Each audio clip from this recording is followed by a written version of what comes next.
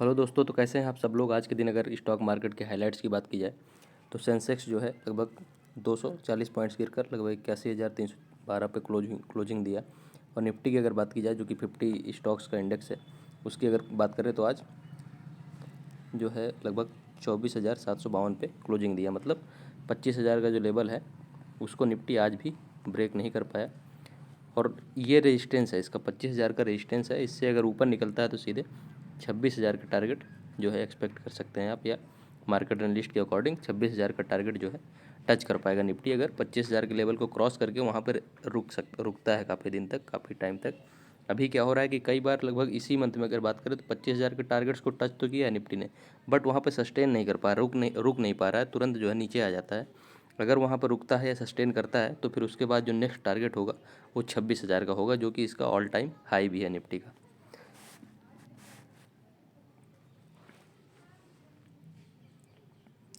तो जैसा कि मैंने बताया कि जो है दोनों में निफ्टी और सेंसेक्स में गिरावट देखने को मिली, और ये गिरावट लगभग 0.3% के आसपास, 0.3% निफ्टी में और 0.29% की सेंसेक्स में गिरावट देखने को मिली। कुछ स्टॉक स्पेसिफिक अगर आज के दिन बात करें कि आईटीसी जो है लगभग 4% के आसपास यहाँ पे निगेटिव ट्रेड करते हुए दिख रहा था, और उसका रीज़न मैंने बताया था कल ही। ब्रिटिश अमेरिकन टोबैको कंपनी जो है बैट, इन्होंने ये अपना जो है लगभग 2.6% के आसपास का स्टेक जो है डिक्रीज कर रहा है आईटीसी में, जिसकी फाइनेंशियल वैल्यू 15,000 करोड़ की रहने वाली है। ब्लॉक डील के थ्रू इसको डिक्रीज करेगा। इसकी वजह से आज के दिन जो आईटीसी का शेयर है लगभग 4% के आसपास लाल निशान पर ट्रेड कर रहा था। एलआईसी का भी वही क्वार्टर फोर रिजल्ट्स में इतना अच्छा जंप देखा गया, लगभग 38% के आसपास ईयरली बेसिस पे। और कंपनी जो डिविडेंड है उसमें भी अच्छा अमाउंट डिविडेंड भी अनाउंस किया, जिसकी वजह से एलआईसी का शेयर आज के दिन 4% के आसपास ऊपर ट्रेड कर रहा था, मतलब हरे निशान पे ट्रेड कर रहा था। इसके रिजल्ट्स, क्वार्टर फोर के रिजल्ट्स जो है एलआईसी की, वो हमने शेयर भी किए हैं इससे पहले एक वीडियो में, आप देख सकते हैं वहाँ पे। अगर बीडीएल भारत डायनामिक्स लिमिटेड की बात की जाए तो इसमें लगभग 6% के आसपास डिक्रीज देखने को मिला। रीजन वही क्वार्टर फोर के जो इनके रिजल्ट्स रहे हैं थोड़ा ख़राब रहे हैं। Year on year basis profit after tax यानी नेट प्रॉफिट जो है वो लगभग 5.5% के आसपास डिक्रीज हुआ था, जिसकी वजह से आज शेयर में रिएक्शन देखने को मिला और 6% के आसपास नीचे ट्रेड कर रहा था। बट फिर रिकवर कर गया ये स्टॉक जो है बीडीएल भारत डायनामिक्स लिमिटेड, क्योंकि डिफेंस सेक्टर में आप देख ही रहे हैं कितनी अच्छी तेज़ी चल रही है। 6% मॉर्निंग के टाइम पे जो है नीचे तो था, बट धीरे धीरे रिकवर करके लगभग 2.5% के आसपास लाल निशान पर बंद हुआ इसका स्टॉक बीडीएल का। पीजी इलेक्ट्रोपास्ट लगभग 3% के आसपास गेन दिखाया इसने, और इसका रीज़न ये था कि गवर्नमेंट ऑफ सिंगापुर इनमें जो स्टेक है वो इंक्रीज़ कर रही है, मतलब 288 करोड़ का जो है इन्वेस्टमेंट पीजी इलेक्ट्रोप्लास्ट में इंक्रीज करने वाली है। इसकी वजह से इनका स्टॉक जो है लगभग 3% के आसपास आज तेज़ी के साथ बंद हुआ। कुछ न्यूज़ अपडेट्स की बात कर लेते हैं जिनके बारे में मैंने इससे पहले वीडियो में बताया था कि आज इस वीक में, मतलब जो वीक स्टार्ट होने वाला था उसमें बताया था कि आईआईपी इंडस्ट्रियल प्रोडक्शन का जो डेटा है वो आने वाला है। इंडियन जीडीपी के क्वार्टर फोर के डेटा भी आने वाले थे। इन सब के बारे में बात करेंगे, बट बात यह है कि आज के दिन आईआईपी का डेटा जो है रिलीज़ हो गया, बट क्वार्टर फोर का डेटा जो है जीडीपी के जो क्वार्टर फोर जीडीपी के डेटा आने वाले हैं वो 30 मई को रिलीज़ होने वाले हैं। तो बहुत ही थोड़ा सा निराशाजनक रहा आईआईपी का डेटा। इंडस्ट्रियल प्रोडक्शन वाला जो डेटा रहता है उसमें एक्चुअली क्या है 2.7% के आसपास अप्रैल मंथ में ग्रोथ रजिस्टर की गई है, बट ये लास्ट ईयर अगर देखा जाए तो वहाँ पे 5.2% के आसपास की ग्रोथ थी अप्रैल मंथ में। तो ईयरली बेसिस पे जो है कंपनी ये जो इंडस्ट्रियल प्रोडक्शन है ये थोड़ा सा डिक्रीज हुआ है, और ये थोड़ा सा मार्केट के लिए निगेटिव काम करेगा। और हो सकता है कि आने वाले टाइम में या कल या परसों इसमें जो स्टॉक मार्केट में निगेटिव इम्पैक्ट देखने को मिले इसका, और स्टॉक मार्केट को और नीचे गिराने का काम करेगा ये। इसके साथ साथ जो 30 मई को जीडीपी डेटा रिलीज होने वाला है वो भी अब निगेटिव रहने के ज़्यादा चांसेस बढ़ गए हैं। रीज़न क्योंकि इंडस्ट्रियल आउटपुट इंडस्ट्रियल आउटपुट जो होता है वही तो डिसाइड करता है कि इंडस्ट्री अच्छी चल रही है कि नहीं चल रही है, इकोनॉमी ओवरऑल अच्छी चल रही है कि नहीं चल रही है। और इकोनॉमी ओवरऑल अगर अच्छी चल रही है तो इसका मतलब जीडीपी के डेटा अच्छे आने वाले हैं। बट यहाँ पे ईयरली बेसिस पे जो इंडस्ट्रियल प्रोडक्शन मतलब आपका इंडस्ट्री, ये आपकी इकोनॉमी में पावर जनरेशन कैसा ट्रेंड रह रहा है, सीमेंट का जनरेशन कैसा रह रहा है, इंफ्रास्ट्रक्चर में आपका इन्वेस्टमेंट कैसा रह रहा है, आप जो इक्विपमेंट्स हुए, मशीनरी हुई, उनका प्रोडक्शन कैसा चल रहा है, यही तो इंडस्ट्रियल डेटा में जो EIIP है उसमें बताया जाता है। बट इन ये जो अगर ईयरली बेसिस पे डिक्रीज हो रहे हैं, मतलब आपका पावर जनरेशन डिक्रीज हो रहा है, आपकी मशीनरी का प्रोडक्शन डिक्रीज हो रहा है, तो ओवरऑल आपकी इकोनॉमी जो है अच्छे लेवल पे या हेल्दी नहीं चल रही है। और अगर इकोनॉमी हेल्दी नहीं चल रही तो इसका मतलब डेफिनेटली जीडीपी डेटा भी कमज़ोर रहने के ज़्यादा चांसेस हो जाते हैं। तो जो 30 मई को जीडीपी का डेटा रिलीज करने वाली है इंडियन गवर्नमेंट, उसके भी थोड़ा सा ख़राब या निगेटिव सेंटिमेंट्स इस आईआईपी डेटा के बाद बन रहे हैं। और हो सकता है कि अब जो मार्केट में करेक्शन है वो थोड़ा ज़्यादा हो जाए, या लगभग 24,000 के आसपास अब मार्केट जो है करेक्ट होने के ज़्यादा चांसेस बन रहे हैं।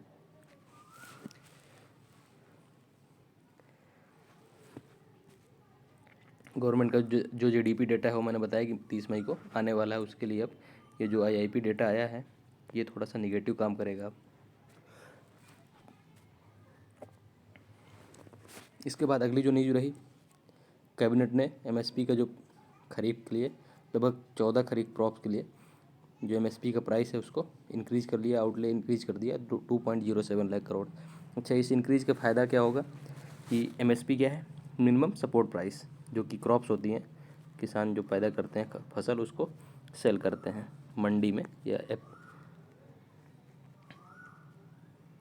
एपीएमसी मंडी होती हैं हर जगह, इनमें जो है अपना क्रॉप्स को सेल करते हैं।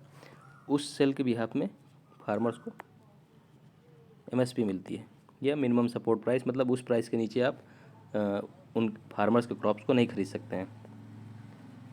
तो एक लिमिट सेट कर दी जाती है कि उसके नीचे फार्मर्स वो अपना जो क्रॉप्स प्रोड्यूस किया उन्होंने उसको नहीं बेचने वाले हैं। अच्छा, एमएसपी अगर बढ़ गई है तो इसका मतलब फार्मर्स, या बोलिए कि रूरल इकोनॉमी, क्योंकि फार्मर्स जो है मेनली रूरल एरिया में ही रहते हैं, तो रूरल इकोनॉमी में मनी का इन्फ्यूजन ज़्यादा होगा, क्योंकि अल्टीमेटली जो एमएसपी का प्राइस है वो रूरल इकोनॉमी में जा रहा है। रूरल इकोनॉमी में जाएगा तो रूरल जो कंजम्पशन होगा वो बढ़ने वाला है। तो रूरल कंजम्पशन अगर बढ़ रहा है तो इसका मतलब इकोनॉमी में ओवरऑल डिमांड बढ़ रही है, क्योंकि एक्चुअली जो कंजम्पशन होगा, कंजम्पशन अगर इंक्रीज होगा तो डिमांड बढ़ रही है इकोनॉमी में। जब पैसा आपके हाथ में ज़्यादा होगा तो खर्च आप ज़्यादा करेंगे, खर्च ज़्यादा करेंगे इसका मतलब सामान की रिक्वायरमेंट ज़्यादा होगी, डिमांड जब बढ़ेगी तो इंडस्ट्रीज फिर उधर से या फैक्ट्री जो है वो सामान की मैन्युफैक्चरिंग ज़्यादा बढ़ाएगा। इसका मतलब ओवरऑल इकोनॉमी को और अच्छे से या हेल्दी बनाने के लिए, अच्छे जीडीपी डेटा लाने के लिए या रन करने के लिए दोनों तरफ से एफर्ट डाले जा सकते हैं। एक तो प्रोडक्शन साइड से, या एक तो, और दूसरा जो है कंजम्पशन साइड से। मतलब कंजम्पशन या तो बढ़ा दीजिए या तो प्रोडक्शन बढ़ा दीजिए। तो प्रोडक्शन बढ़ाएंगे तो अपने आप प्राइस कम हो जाएगा अगर डिमांड सेम है। बट यहाँ पे क्या हो रहा है कि एमएसपी का डेटा अगर इंक्रीज हुआ है, मतलब एमएसपी का जो पैसा है उसका आउटले बढ़ा है, अगर गवर्नमेंट ने बढ़ाया है तो कंजम्पशन अपने आप बढ़ने वाली है, जिसको फुलफ़िल करने के लिए जो है इंडस्ट्रीज़ को प्रोडक्शन अपना बढ़ाना पड़ेगा। और ओवरऑल इकोनॉमी के लिए ये प्लस पॉइंट है, और आने वाले टाइम में ये काफ़ी पॉजिटिव काम करेगा स्टॉक मार्केट को पुश करने के लिए। अगली जो न्यूज़ है कि वारी एनर्जी ने आज जो है बताया कि इनका जो एक्सपोर्ट है टोटल इंडिया का सोलर पैनल के लिए या सोलर एनर्जी के लिए बोलिए, उसका लगभग 17% के आसपास का इनका जो है शेयर है। मतलब मार्केट में लीडर है। जितना भी इंडिया से एक्सपोर्ट होता है फॉरेन कंट्रीज़ में, उसमें 17% का स्टेक जो है वारी एनर्जीज़ का है। बहुत ही अच्छा इनका परफॉर्मेंस रहा है, बहुत ही ग्रोथ अच्छा रहा है इनका, लास्ट कई साल से आप देख रहे होंगे। तो इन्होंने बताया कि market share in quarter one की बात कर रहे हैं कि क्वार्टर 1 2025 में इनका जो है 17% का टोटल एक्सपोर्ट में शेयर है। और सोलर मॉड्यूल्स की मैन्युफैक्चरिंग करते हैं जैसा कि मैंने बताया, और प्लांट्स भी लगाते हैं। इनके कई सारे प्लांट्स के जो प्रोजेक्ट्स हैं वो यूएसए में अभी भी रन हो रहे हैं। और यूएसए में आपने सुना होगा 2-3 दिन पहले जब न्यूज़ आई थी कि टैरिफ लगाने वाले हैं, टैरिफ हाइक करने वाले हैं, एफटीए को लेके अच्छा कुछ बन नहीं रहा है। और एक इनका जो टैक्स रिबेट का एक जो लॉ था यूएसए गवर्नमेंट का, उसको जब डोनाल्ड ट्रंप ने कैंसिल कर दिया था तो उसकी वजह से सबसे ज़्यादा जो स्टॉक में निगेटिव सेंटीमेंट्स बने थे या गिरावट देखी गई थी वारी एनर्जी और प्रीमियर एनर्जी। तो यही रीज़न था, क्योंकि वारी एनर्जी का जो बहुत सारा एक्सपोर्ट का बिजनेस है या जो बिजनेस चलता है वो यूएसए पे काफ़ी ज़्यादा डिपेंडेंसी रखता है। तो इसलिए वहाँ अगर कोई भी न्यूज़ आती है या निगेटिव चीज़ें होती हैं तो उसका इम्पैक्ट वारी एनर्जी में देखने को मिलता है। तो इनका स्टेक काफ़ी ज़्यादा इंक्रीज हुआ है, 17% के आसपास मार्केट शेयर। एक्सपोर्ट इंडिया से जितना भी सोलार सेक्टर से रिलेटेड इक्विपमेंट्स या सोलार मॉड्यूल्स होते हैं उनके एक्सपोर्ट होता है, उसका लगभग 17% वारी एनर्जीज करता है। इसके बाद डिफेंस सेक्टर से related stocks BEL, Bharat electronics, HAL, Mazagon dock, MDL, इन सब में अच्छी तेज़ी देखने को मिल सकती है आने वाले टाइम में। Reason 5th generation fighter jet जो है बनाने के लिए जो डिफेंस मिनिस्टर है अपने राजनाथ सिंह, उन्होंने अनाउंस कर दिया है। 5th जनरेशन फाइटर जेट्स जो होते हैं एक्चुअली उसमें क्या होता है, प्लस पॉइंट ये रहता है 5th जनरेशन फाइटर जेट्स में या फाइटर प्लेन्स में कि इनको रडार से ईजिली ट्रेस नहीं किया जा सकता। मतलब मान लीजिए आपका जो ये 5th जनरेशन फाइटर जेट है, ये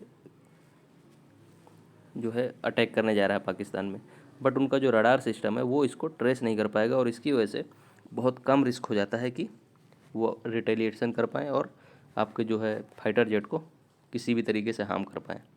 तो ये सबसे इम्पोर्टेंट चीज़ है और आने वाले टाइम में इससे रिलेटेड जितने भी स्टॉक्स हैं, HAL सबसे इम्पोर्टेंट इसमें से रहेगा। और BEL को तो हमेशा इलेक्ट्रॉनिक्स से रिलेटेड जितने भी डिफेंस सेक्टर के वर्क होते हैं BEL को मिलते ही हैं। तो ये दोनों स्टॉक्स जो है काफ़ी ज़्यादा इससे 5th जनरेशन फाइटर जेट जो बनाने वाले हैं इंडियन गवर्नमेंट, उससे फ़ायदा में रहने वाले हैं HAL और BEL के। Defence minister Rajnath Singh on Tuesday approved the framework for building the countries most advanced stealth fighter jet. Stealth fighter jet क्या होते हैं, जैसा कि मैंने बताया कि रडार सिस्टम इनको जल्दी इनका जो लोकेशन होता है उसको कैच नहीं कर पाते हैं। मतलब ये छिपा के रडार सिस्टम से काम करते हैं और आसान नहीं होता इनको ट्रेस कर पाना, जिसकी वजह से कि आप सेफली जो है जो पर्पज़ है आपका अटैक करना वो कर सकते हैं और जो एनिमी है वो आपके जो फाइटर जेट्स हैं उसको ईजिली ट्रेस नहीं कर पाएगा ताकि वो रिटेलिएशन दिखा पाए या अटैक कर पाए आपके ऊपर। ये होते हैं स्टेल्थ फाइटर जेट्स। तो अभी आने वाले टाइम में डिफेंस से रिलेटेड और भी आपको जो है इन्वेस्टमेंट गवर्नमेंट की तरफ से इन्वेस्टमेंट बोलिए या कोई नई अनाउंसमेंट जो है होती रहेंगी, क्योंकि पाकिस्तान के साथ जब से वार हुआ है इससे काफ़ी कुछ हम लोगों को जो है अपनी कमियां भी पता चली हैं, जो वीकनेस थी हम लोगों की कि और क्या इम्प्रूवमेंट करने की ज़रूरत है, और जो प्रॉब्लम्स थी वो सामने आई। उसकी वजह से और भी हम लोग इम्प्रूवमेंट करेंगे इन डिफेंस से रिलेटेड जितने भी इक्विपमेंट्स या मशीनरी की रिक्वायरमेंट होती है, और उसकी वजह से आने वाले टाइम में हर दिन या हर 2-4 दिन में आपको न्यूज़ सुनने को मिलती रहेगी इससे रिलेटेड। तो ये थे कुछ आज के बारे में अपडेट्स।